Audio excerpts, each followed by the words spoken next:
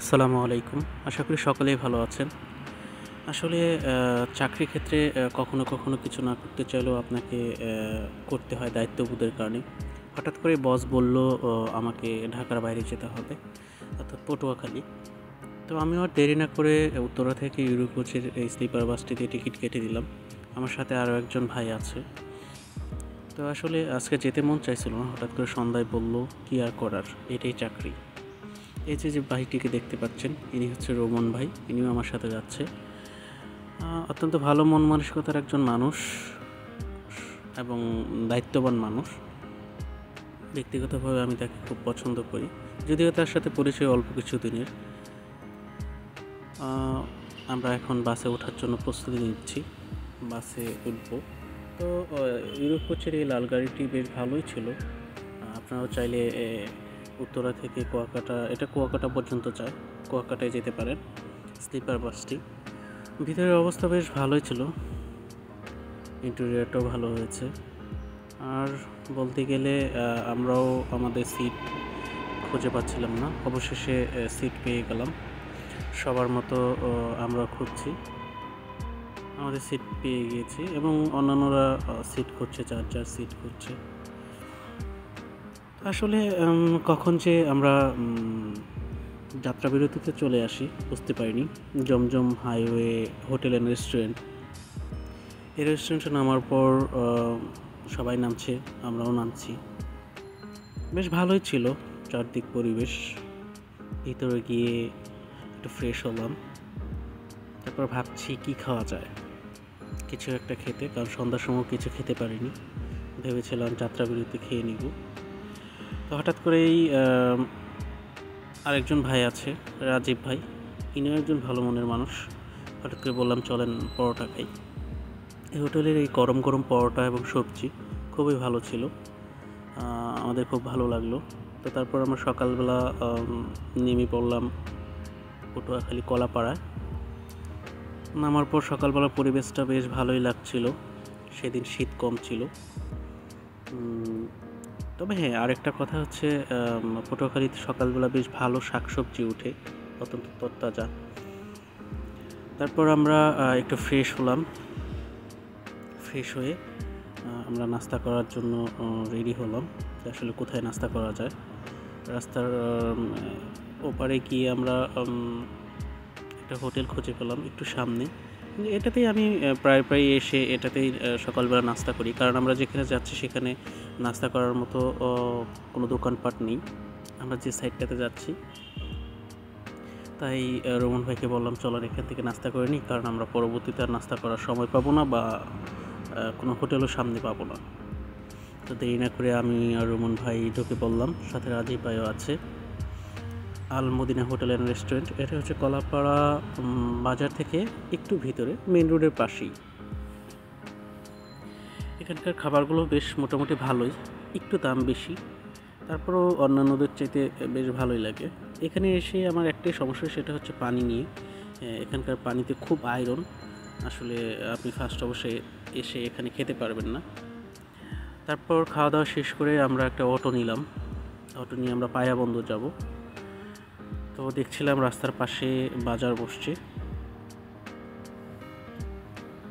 এখানকার সকালবেলা বাজারটাতে খুবই ভালো ভালো শাকসবজি পাওয়া যায় এবং খুব তরতাজা। মনে হচ্ছিল যে বাড়ির কাছে থাকলে এখান থেকে বাজার করে নিয়ে যাই। তো যাই হোক, বাজার দুই পাশে, রাস্তার দুই পাশে বাজার দেখতে দেখতে যাচ্ছি। তারপর রমন ভাই বলছিল খেজুরের রসের কথা। তা আমরা বলতে বলতে চলে আসলাম পায়রা বন্দরে। পায়রা বন্দর না, ঠিক পায়রা বন্দরের গেটের এখানে, মেন রোড থেকে। এটা হচ্ছে 4 লাইন। আসলে রাস্তার দুই পাশে 4 লাইনের এই রাস্তাটা অত্যন্ত চমৎকার। আর এখান থেকেই পায়রা বন্দরের জায়গা শুরু। আর প্রচুর জায়গা এখানে, যদিও এখনও শেষ হয়নি, কাজ শেষ হয়নি, এখনও কাজ চলমান আছে। তো সর্বোপরি আমাদের বেশ ভালোই লাগছিল, সকালের আবহাওয়াটা বেশ ভালো। তো আমরা সম্ভবত চলে আসছি প্রায় কাছাকাছি। তো এটাই হচ্ছে, সামনেরটাই হচ্ছে পায়রা বন্দরের মেন গেট। তো এখান থেকে আবার আমাদেরকে একটু হেঁটে যেতে হবে ঘাট পার, কারণ এখান পায়রা বন্দর দিয়েও ভিতর দিয়েও যাওয়া যায়, কিন্তু এখানে নির্দিষ্ট একটা টাইমে নৌবাহিনীর কিছু বোট ছাড়ে, তো যেগুলো আমরা ধরতে পারিনি। তো অটোওয়ালা মামাকে বললাম একটু ঘাট পাড়ের ওখানে আমাদের দিয়ে আসুন, যদিও রাস্তা ভালো ছিল না। তারপর অটো থেকে নেমে আমরা কিছু দূর পায়ে হাঁটতে হয়, কিছু দূর পায়ে হেঁটে এই 2 মিনিট বা 3 মিনিটের মতো পায়ে হাঁটতে হয়। পায়ে হেঁটে আমরা ঘাটের কাছাকাছি আসি এবং নৌকার জন্য অপেক্ষা করি। আমাদেরকে দেখে নৌকা ওপার থেকে সাড়া দেয় এবং সে অতি দ্রুতই চলে আসে। রমন ভাইও কাছাকাছি চলে গিয়েছে। ওই যে ওই পাশটা দিয়ে আমরা সামনের দিকটা দিয়ে নদীতে নৌকায় উঠবো। তো সবাই নদী দেখে একটা আনন্দ মতো লাগছে, কারণ আমাদের ঢাকায় যারা থাকি তারা আসলে নদী ওরকমভাবে দেখা হয় না। পানিটাও খুব স্বচ্ছ। এটাই হচ্ছে আন্দারমানিক নদী। এই নদীতে অনেক অজানা ইতিহাস রয়েছে যা আমার জানা নেই। নদীতে এখন ভাটা চলছে, তাই তেমন একটা পানি দেখাচ্ছে না। বেশ ভালোই লাগছিল। আমরা নৌকায় উঠে পড়ি, নৌকা ছেড়ে দিয়েছে। তো চারদিক দেখছিলাম পানি আর পানি, সব মিলিয়ে পরিবেশটা ভালোই লাগছিল। আসলে আন্দারমানিক এই নদীতে শুনেছি নাকি কুমিরও আছে। তো যাই হোক, আমাদের চোখে কুমির পড়েনি। ওই যে আপনারা সামনে যে দিকটা দেখতে পাচ্ছেন ওটাই হচ্ছে পায়রা বন্দরের ওখানকার গেট, ওখানে জাহাজ টাহাজ ভিড়ে। তো রমন ভাই, রাজীব ভাই খুব উপভোগ করছে জার্নিটাকে। তারাও নদী দেখে আনন্দিত, আমিও তাদের সাথে আনন্দ নিচ্ছি। সর্বোপরি ভালোই লাগছিল আমাদের, যদিও রাতে ঘুম তেমন একটা হয়নি, কারণ বাসের ভিতরে আমার ঘুম কম হয়। তো আমাদের ইচ্ছে কাজ শেষ করে আমরা যত তাড়াতাড়ি সম্ভব ঢাকায় ফিরবো ওই দিনই, এই জন্য আমাদের যত তাড়াতাড়ি করা। আমরা এখন নদীর মাঝখানে আছি, নৌকা যাচ্ছে, এটা ইঞ্জিন চালিত নৌকা। তো আমরা প্রায় পাড়ের কাছাকাছি চলে আসছি। এখান থেকে আবার কিছু দূর হাঁটতে হবে, কারণ নদীর ঘাট থেকেই অটো পাওয়া যায় না, অর্থাৎ আমরা যে সাইডটাতে যাব। তো আমরা হাঁটতে হাঁটতে দুপাশের দৃশ্যগুলো দেখছিলাম। এই যে একটি শাখা দেখতে পাচ্ছেন, এটাতে যখন জোয়ার আসে তখন এটা পানি পরিপূর্ণ হয়ে যায়। এখন ভাটা চলছে, তাই এখান থেকে পানি নেমে গেছে।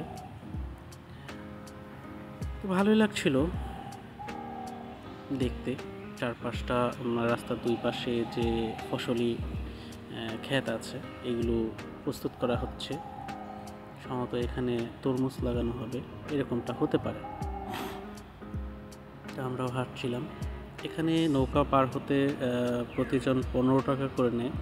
তো আমার কাছে একটু বেশি হয়েছে, কারণ 15 টাকা প্রতিজন। আর তারাই বা কী করবে, হয়তো বা এটা ডাকে নিতে হয়, ডাকটাও ওরকমভাবে টাকা দিয়ে আনতে হয়, তো যার ফলে তাদেরও কিছু করার থাকে না। তো আমরাও হাঁটতে হাঁটতে দেখছিলাম আমাদের ঢাকা আসনের একজন এমপি, যদিও আমি তার নাম বললাম না, আপনার সামনে দেখতে পারবেন। সেও অনেক এখানে জমি কিনেছে। তো আসলে এত জমি জমা কী বলবো। তো যাই হোক, আমরা আবার অটোতে উঠে পড়লাম। তো অটো থেকে আমরা এখন আমাদের সাইডে যাচ্ছি। সাইডে যাওয়ার আগে রাস্তার দুই পাশে দৃশ্যগুলো দেখছিলাম এবং আমাদের সাইডে চলে আসছি। এই তো আমাদের সাইড, বা নৌজা শেরে বাংলা নেভি ক্যাম্প। আসলে ভিতরে ভিডিও করা সম্ভব না আপনাদের দেখানো, তাই আমরা গেট থেকেই বিদায় নিচ্ছি। আমরা এখন ভিতরে ঢুকবো, তার আগে আমাদের এন্ট্রি করতে হবে, কিছু কাজ আছে, কাগজপত্র রেডি করতে হবে। তাই আজকের মতো এখানেই শেষ করছি। ভালো থাকবেন। আসসালামু আলাইকুম।